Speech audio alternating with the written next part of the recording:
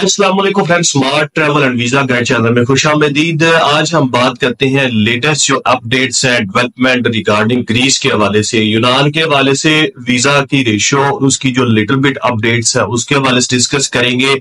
इसके अलावा जो 3 साल जो कानून है उसकी जो इम्प्लीमेंटेशन है या उनकी जो एप्लीकेशन सारा सिस्टम है उसके ऊपर डिस्कस करेंगे। और फाइनली हम बात करेंगे कि बहुत से लोग जो एक फाइनल डिसीजन लेते हैं जी, अगर उनका वीजा रिफ्यूज हो जाता है वो वीओसी की बेस पे जाते हैं।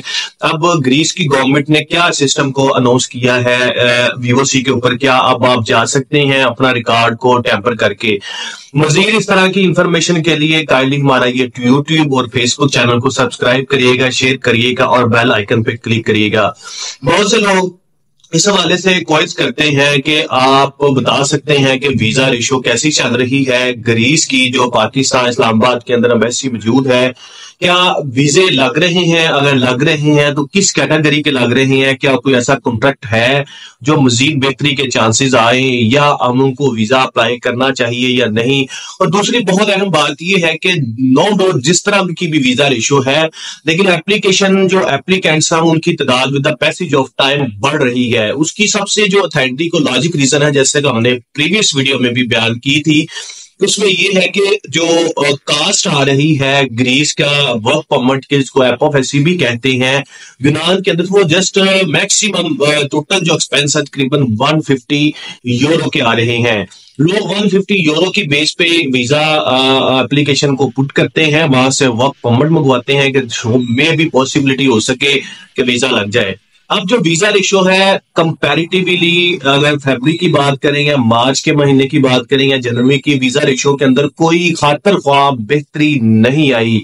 जी हाँ फ्रेंड्स, आपको मकसद ये बताना होता है कि अपडेट करना होता है, किसी को डिस्करेज या जिसको डिमोटिवेट करना नहीं होता।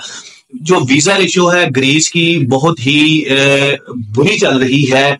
इवन के एक दिन के अंदर अगर किसी 50 या 60 लोगों को पासपोर्ट रिटर्न भी हुआ है तो उनमें से 1-2 लोगों के मैक्सिमम वीजा ग्रांट हो रहे हैं। समटाइम कुछ ऐसे दिन भी होते हैं जितने लोगों को पासपोर्ट रिटर्न करते हैं सभी का वीजा रिफ्यूज होते हैं और उसके ऊपर 5 नंबर शिक लगी होती है। ये वो सारी वो अपडेट्स हैं कि जो हमने आपसे शेयर कर दी। इसके अलावा जो एप्लीकेंट्स हैं वो बहुत ज्यादा तादाद में अप्लाई भी कर रहे हैं वीजा, उसके अंदर कोई कमी नहीं आई, क्योंकि अब हर किसी को जो वर्क परमिट है बहुत ही इकोनॉमिकल प्राइस में वहां से रिसीव हो रहा है। मैक्सिमम 150 यूरो फीस पे करना पड़ रही है वहां, और वकील की फीस या लाइट वगैरह की भी इंक्लूड करके मैक्सिमम 150 या 200 यूरो इंक्लूडिंग जो कोरियर चार्जेस है ये कास्ट है। और अगर आप किसी को इससे ज्यादा पैसे पे कर रहे हैं या ज्यादा दे रहे हैं तो ये आपकी ऊपर एक क्वेश्चन मार्क है कि आप इसके ऊपर क्यों इतना पे कर रहे हैं, क्योंकि वीजा के अंदर कोई गारंटी श्योरिटी नहीं है कि आपको वीजा लगेगा कि नहीं लगेगा। अब सवाल है कि क्या आइंदा आने वाले दिनों में चांसेस हैं? अभी आइंदा आने वाले दिनों में कोई ऐसा खातर ख्वाह किसी भी डिप्लोमेटिक लेवल पे या कोई फॉरेन ऑफिस लेवल पे या किसी असाइलम या मिनिस्ट्री ऑफ लेबर लेवल पे कोई ऐसे अपडेट्स, कोई मीटिंग या कोई कम्युनिकेशन नहीं हुई और ना इसके ऊपर कोई खातर ख्वाह कोई अपडेट्स है। इसके बाद में भी पॉसिबिलिटी है कि जो नई गवर्नमेंट आने वाली है ये कुछ चीज को फॉलो अप करे, कि इसको परस्यू करे और इसके ऊपर फोकस करे ताकि लोग ज्यादा से ज्यादा एज ए लेबर के तौर पे वहां पे ग्रीस के अंदर मूव कर सकें। अब दूसरी तरफ आते हैं कि जी क्या जो ग्रीस के अंदर जो 3 साल कानून है वो इम्प्लीमेंट हो रहा है। जी हाँ फ्रेंड्स, इसमें इम्प्लीमेंटेशन हो रही है। और एक बहुत अहम खास बात यह है कि अगर आपके पास ग्रीस के जो 3 साल कानून के हवाले से अगर पाकिस्तान के किसी भी रेलिवेंट डॉक्यूमेंट्स हैं वो एक्सेप्ट नहीं करते, मीन अगर आपके पास पाकिस्तान का कोई पासपोर्ट टाइप या एफआरसी या आईडी कार्ड है उस हवाले से, 3 साल कानून के हवाले से वो एक्सेप्टेबल नहीं है। जितनी भी डॉक्यूमेंटेशन है ग्रीस की ही एक्सेप्टेबल है। लाइक अगर आप वहां कोई लेबोरेटरी टेस्ट, मेडिकल टेस्ट करवाए हैं, किसी डॉक्टर को चेकअप करवाया है, या आप किसी भी एंगल से और किसी एंगल से वहां पे कोई गवर्नमेंट सेक्टर पे कोई कम्युनिकेशन की है, लेन देन किया है, वहां से मनी ट्रांसफर की है, या आपको कोई कोरियर करवाया, ये सारे के डॉक्यूमेंट जो कि सबूत प्रोवाइड करते हैं कि आप ग्रीस के अंदर थे और ये ऑथेंटिक एविडेंस है, तो वो ही एक्सेप्टेबल है। ये 3 साल कानून में ये है कि आप 3 साल से पिछले 3 साल से वहां पे रह रहे हैं और उसका एविडेंस प्रोवाइड करना होता है in the form of medical checkup की शक्ल में, आपकी मनी ट्रांसफर की शक्ल में, या कोरियर या किसी भी कोई डॉक्यूमेंटेशन है जो ग्रीस की गवर्नमेंट ने या वहां पे किसी फॉर्म ने आपको श्योर की हो। और तीसरी अहम खास बात यह है कि उसके साथ आपको वर्क परमिट या कॉन्ट्रैक्ट लेटर जिसे कहते हैं वहां पे ग्रीस का मालिक है उसका अटैच करना बहुत ही कंपल्सरी है, मैंडेटरी है। अब लास्ट में अगर हम बात करें जी, अगर वीजा भी लग रहे वहां पे और भी आपको वर्क परमिट वगैरह में वीजा इशू बहुत बुरी जा रही है, तो क्या हम इस हवाले से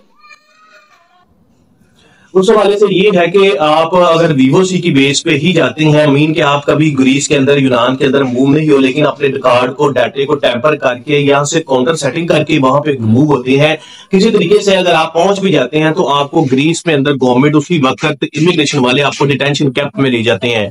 मीन आप हिरासत में चले जाते हैं, आपको हिरासत में वहां पे रखा जाता है, उसकी बेस पे आपको कोई राइट्स नहीं दिए जाते कि आप असाइलम अप्लाई करें या आप रिफ्यूजीज कैंप में जाएं या आप कोई केस करें। लिहाजा की बात अंडरस्टूड है, गवर्नमेंट ने, उनकी ग्रीस गवर्नमेंट ने ये 3 साल कानून आने के बाद बहुत ज्यादा इसके ऊपर रिस्ट्रिक्शन और सैंक्शन वगैरह इम्पोज की हैं। और अगर कोई भी पर्सन किसी भी एंगल से वीवोसी की बेस पे एयरपोर्ट पे ड्राइव पोर्ट में किसी भी एंगल से वहां पे एंटर होता है उसको फौरी तौर पे डिपोर्ट कर रहे हैं। सो लिहाजा अगर आप किसी के आपके साथ किसकी डील या कम्युनिकेशन चल रही है कि आप वीवोसी ले लें, जो कि पीछे दिनों में बहुत ज्यादा लोग मूव भी हुए थे जिनके पास जो फेक टाइप की एंट्री एग्जिट स्टैंप्स वगैरह थी, और लेकिन रिकॉर्ड उनका शो नहीं हो रहा था, वहां से डाटा टेम्पर करके वो वीवोसी के बेस पे टिकट लेके काउंटर सेटिंग करके वहां उतरे भी उनको चांसेस था। लेकिन अब उन्होंने इसके ऊपर बहुत ज्यादा सख्ती कर दी है। अगर आपके पास जेन्युइन वीवोसी नहीं है, आप कभी ग्रीस के अंदर रहे नहीं, या ना आपके पास कोई प्रूफ है ना कोई एविडेंस है, आपको फौरी तौर पे गिरफ्तार किया जाएगा और आपको कोई अपील का, कोई भी केस का कोई भी हक नहीं होगा। डिटेंशन कैंप में रखेंगे और उसके बाद आपको डिपोर्ट कर दिया जाएगा। उसके बाद डिपोर्ट के साथ आपके ऊपर सैंक्शन और बैन भी लग जाता है जितने भी शेंजन कंट्री है उस हवाले से। सो ये वो अपडेट्स हैं जो हम आपसे शेयर कर दी है, जो कि हमने 2 वीक बाद आपको अपडेट की हैं कि वीजा रेशो के अंदर कोई बेहतरी है। डेली बेसिस पे जो हम डाटा कलेक्ट करते हैं उस बेस पे कोई इंप्रूवमेंट नहीं आ रही, वीजा रेशो बहुत खराब है, लेकिन उसके अगेंस्ट जो एप्लीकेंट है बहुत ज्यादा अप्लाई कर रहे हैं। मुझे इस तरह की इन्फॉर्मेशन के हमारे ये यूट्यूब और फेसबुक चैनल को जरूर सब्सक्राइब करिएगा। इसके रिगार्डिंग अगर आपको इन्फॉर्मेशन चाहिए वॉइस मैसेज कर सकते हैं व्हाट्सएप पे दिए गए नंबर पे। Thank you so much, Allah Hafiz.